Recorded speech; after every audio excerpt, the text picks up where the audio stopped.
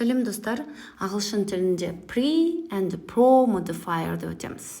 Жалпы modifiers'тың өзі түрлендіру, өзгерту деген мағынаны білдіреді. Ал енді pre and pro modifier'ды қай уақытта қолданамыз?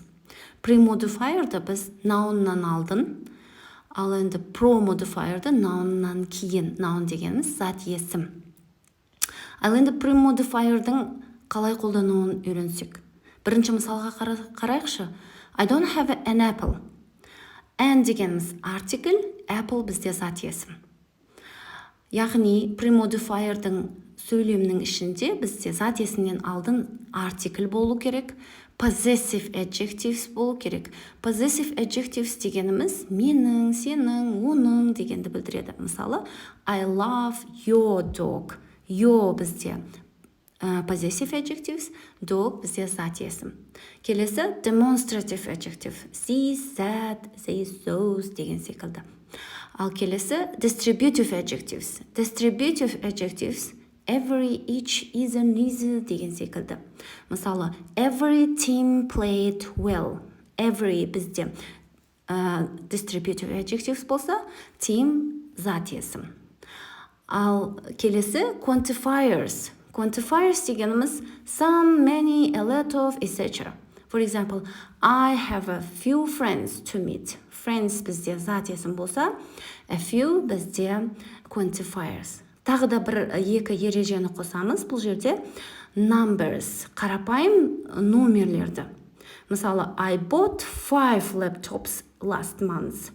Бізде 5 numbers болса, laptops біз зат есім. Adjectives келесі. Қарапайым сын есімдерден кейін pre-modifier, зат есім келсе pre-modifier деп атаймыз. Мысалға қараймыз. It is a big hotel. Hotel бізде зат есім, big сын есім. Түсінікті ғой, бұл жер. Келесі біз pro-modifier. Post-modifier. Post-modifiers зат есімнен кейін келетін сөйлемдер. Оны біз қалай табамыз? Ол жерде бізде preposition'ды, present participle'ды, past participle'ды, infinitive және сын есім, clauses, adjective clauses'ты. Сосын appositives. Қазір әрқайсының формуласын айтып шығамыз сіздерге. Prepositional phrases дегеніміз ол across, with, to, of деген сөйлемдер келсе. Яғни prepositionдер қарапайым. Оның алдында phrases'ті табу оңай. Келесі present participle'дың формуласы бізде етістікке ing жалғанған сөйлем болса болды. Келесі past participle етістікке ed, не болмаса үшінші формуласы келу керек сөйлемде. Оны біз post-modifier дейміз. Келесі infinitive. Infinitive-тің біз қалай білеміз? To болу керек. Infinitive жалпы to деген сөз. Келесі adjective clauses. Adjective clauses дегеніміз who, which, where, w'дан басталатын қосымша сөздер. Appositive дегеніміз оның формуласы көбінесе үтір арқылы табыласыздар.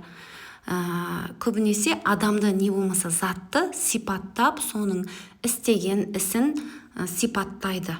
Заттың не болмаса адамның. Бұл ерекше тақырып өзі. Appositive жеке бір видео түсіру керек, ұзақтау тақырып. Сондықтан қарапайым тілде сіздерге үтір арқылы не болмаса сипаттау арқылы білесіздер. Ал енді бізде тест. Тестті орындау барысында стопқа қойып, өз жауаптарыңызды комментарийға жазып жіберіңіздер, қанша жауап тапқандарыңызды.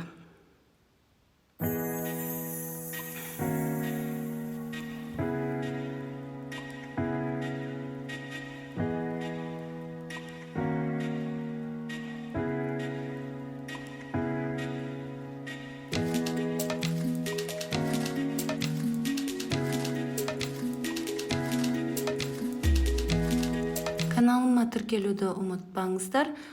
Видео ұнаса лайк және комментарий жазуды ұмытпаңыздар. Сау болыңыздар.